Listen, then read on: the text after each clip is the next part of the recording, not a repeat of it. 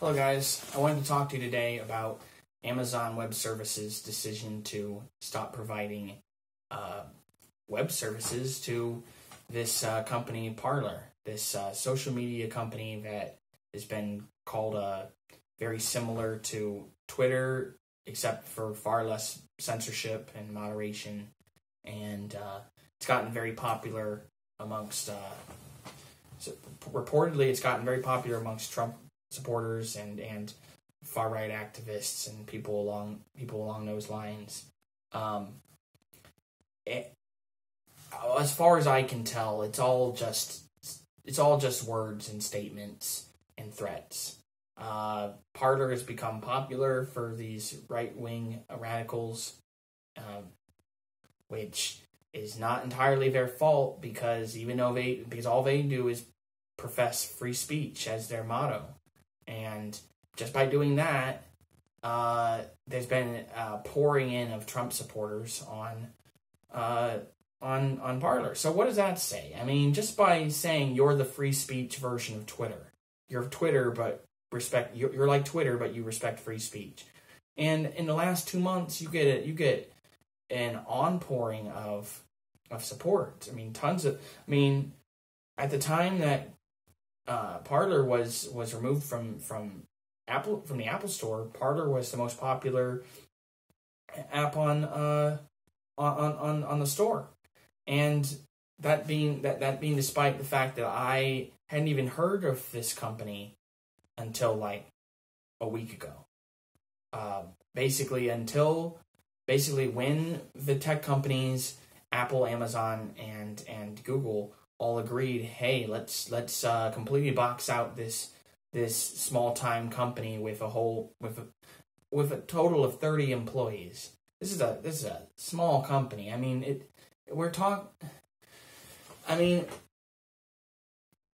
it's just absurd that you have a company that, it just looks like three Goliaths going after David, and it just doesn't.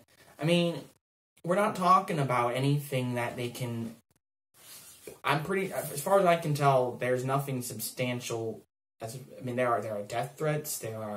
There's explicit threats. There's organizing and stuff like that. But I'm pretty sure that saying I don't know exactly what the laws are about threats and what you're allowed to say and what you're not. Pretty sure you're allowed to say pretty general statements about that can be made as a threat. I never really understood that. I'm pretty sure that a threat is still just a word. That killing someone is worse than saying you're going to kill them. But anyway, so back to Amazon. So you have Amazon you've got Facebook and not Facebook. You got Apple and Google on one side. They got the storefront. And they don't want to, and they refuse to sell. They refuse to have Parler on their bookshelf. So Parler let's call Parler in this analogy. Let's call Parler a publisher. Parler's a publisher, and now Apple and Google bookstores are not allowing them to sell their books on their shelves because Apple bookstores and Google bookstores don't like the Apple and Google bookstores don't like what Parler books have to say, so they won't allow them in their stores now unless they change their language. They'll allow them if they change their language slightly, and if they do moderation. And now you have Amazon Web Services, who is refusing to sell paper and ink to the publisher. So, so so I think the analogy holds up. You got a publisher who is getting squeezed out by the bookstores on one end, and then they're facing existential threats from Amazon Web Services as far as, basic business necessities such as the utility of web hosting. So, I don't know I don't know that this angle's been, well, it actually has been tried before. Interestingly enough, Amazon Web Services did this 10 years ago. They did this to WikiLeaks. So WikiLeaks, which is it's a controversial company, but I love it. I mean, I think WikiLeaks does the right thing. I think that free speech is important. I support journalism. I support what WikiLeaks is about. And the last time Amazon Web Services has completely shut off services to somebody of some notoriety was WikiLeaks. And that was 10 years ago. So there is some precedence in the fact, there is little precedence, as in it's pretty unprecedented for Amazon to do this, except between WikiLeaks and this Parler. Now, I've never heard of Parler up until last week. Is Parler going to become as big of a deal as WikiLeaks?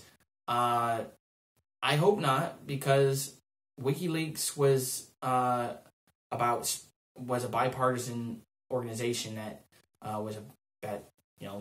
Julian Assange didn't seem interested in picking out which stories he wanted to tell. If you had controversial content, he would take it and publish it. He did it with Hillary Clinton, and he did it back with the Iraq War.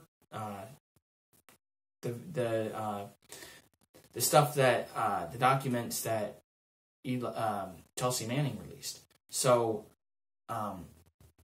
yeah, you've got Julian Assange and WikiLeaks, which was the last company that Amazon Web Services has done this to, of this kind of notoriety, and so I just I don't understand. Is Parler as controversial or as influential as WikiLeaks? That's the way it sounds.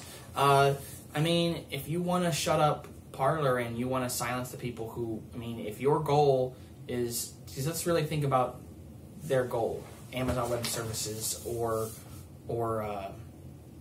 Google or Apple. If their goal is to rid responsibility of what these people say, Google and Apple never really had any response. I think it's pretty obvious that Google and Apple don't have legal responsibility here when it comes to what Parler users say, and Amazon especially doesn't, as it's their web services. So again, it's just we've gotten way out of whack here. We're not talking about it's crazy. There's even it's absolutely absurd, because you have it's not even that Parler. They're publishers within publishers within publishers. Parler isn't even the publisher in the extent that their own users are. They're a social media company, and their own users are basically the publishers. Parler has wiggle room with Parler has wiggle room there because they're not a publisher. So Parler, there's wiggle room for Parler as far as whether they're legally responsible and for what their users say and do. There's certainly Parler has wiggle room. They're not. They have coverage over the Section 230.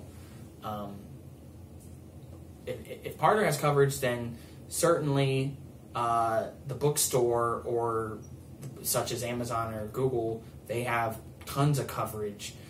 And Amazon on the other end, the people who are making the book, or the people who are selling the ink and the paper, they're certainly not responsible for what is in between the covers of those books, what's written. So it's just it's about control. Simple as that.